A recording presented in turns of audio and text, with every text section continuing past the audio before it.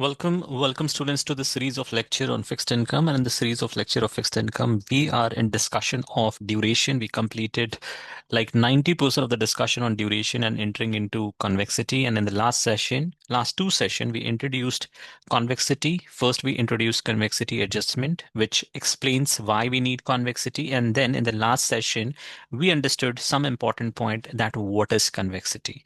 So first of all, let's recap what is convexity, and then I will talk about the agenda of the session today. So till now we have discussed that the convexity is the rate of change of duration. What is convexity? Convexity is the rate of change of duration, and duration is the rate of change of bond price with respect to interest rate. So convexity, in the last session, we said that it is the change in duration due to 1% change in interest rate. It is the first derivative of duration with respect to interest rate. Because if I say the change in duration with respect to interest rate, and if I say interest rate becomes the change in interest rate become very small, it will become dd, because D stands for duration, and DI, first derivative of duration with respect to interest rate. And we already know that duration is the change of price with respect to interest rate, change of bond price with respect to 1% change in interest rate. So if I substitute it here, then convexity is the double derivative of the bond price with respect to interest rate. Do we know, or do we need to know the differentiation? No, but at least you should be able to speak that convexity is the double derivative of the price with respect to interest rate. At least you should have the knowledge of this. But for sure, you need to know that the convexity is the rate of change of duration with respect to interest rate. Now, the agenda of the session today is to derive convexity formula. So without any delay, let's jump into deriving convexity formula, with the same highlight that convexity is the rate of change of duration with respect to interest rate. So this is price, this is interest rate, and we know this is my convex price yield curve, the convex price yield curve. And I have taken different points at this price yield curve. You call it as ABC or P0, P1, and P2. It is up to you. You already know that the slope at this point, slope at this point, and slope at this point are different. If you try to calculate the slope, if you try to calculate the slope here, it would be steep. If you calculate the slope here, it would be relatively flat. Here, it would be like horizontal line. So slope is decreasing. We know that. And because the slope is decreasing, slope is equal to duration also. So duration is decreasing. In the price yield curve, here the duration is highest, maximum, and here it is lowest. So duration is not constant. Okay. And convexity is saying that duration is not constant because it is saying, hey, calculate the change in duration. So let's calculate the duration between these 2 points, and let's calculate the duration between these 2 points.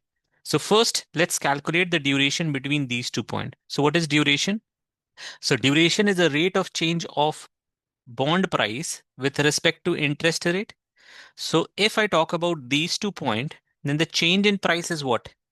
The change in price is what? P2 minus P0 upon what? The change in interest rate. Say the change in interest rate is delta y, but duration is also percentage change. So therefore, you will divide by P0. So duration between these 2 points is P2 minus P0 upon P0 del y. Similarly, if you want to calculate the duration between these 2 points, so you will say the change in price P0 minus P1 upon the change in interest rate delta y, and I'm assuming delta y is constant, as in the change in interest rate is 1% here or 1% here, and I'm dividing again by P0 because that is the initial price. So duration here is P2 minus P0 upon P0 into del y. Here the duration is P0 minus P1 upon P0 del y. Okay. What is convexity? The change in duration. So should we subtract this duration with this duration? So I'll calculate the change. So the duration between these 2 points is P2 minus P0 upon P0 del y. Duration between these 2 points is P0 minus P1 upon P0 del y. Let's calculate the difference. Why? Because convexity is the change in duration. So change in duration is the subtraction between the two. So this is what I have written. duration 1 minus duration 2. But convexity is not only the change in duration due to change in interest rate. So change in interest rate. If you solve this, then this will become P2. This negative will make this positive. So plus P1 minus P naught minus P naught minus 2 P naught. This P naught, this P naught, this del y will become what? LCM. And you also have one del y. So it will become P naught del y square.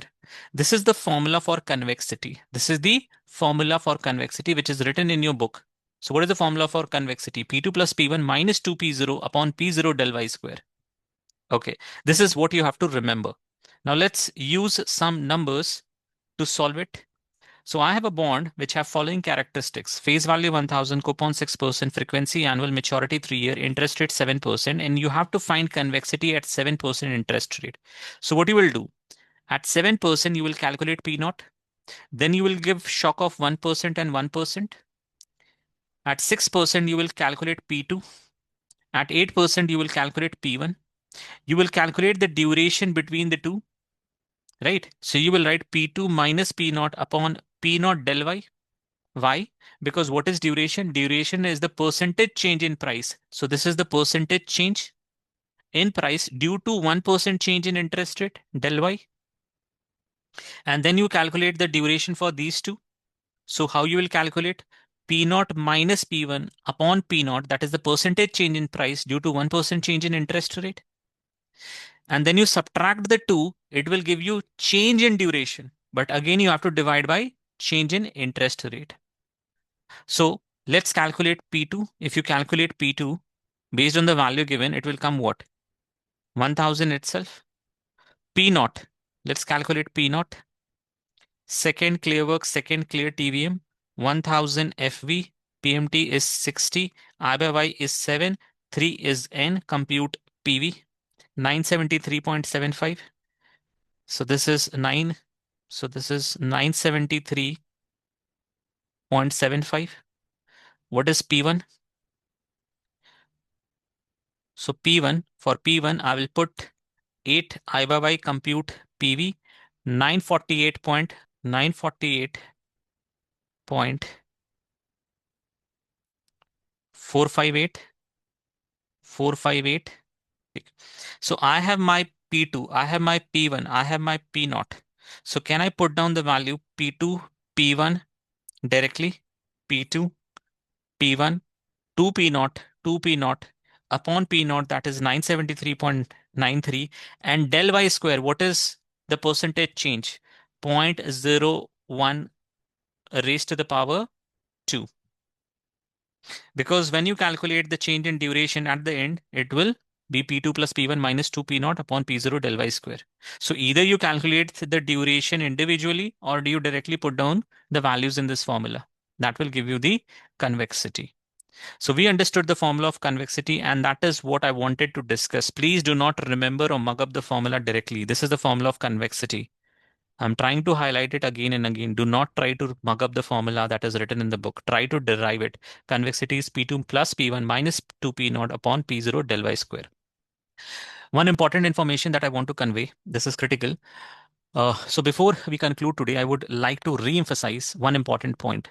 So you do not get misleaded by these lecture. These are building block videos that I'm creating, will certainly help you, and it will definitely going to help you understand difficult concept.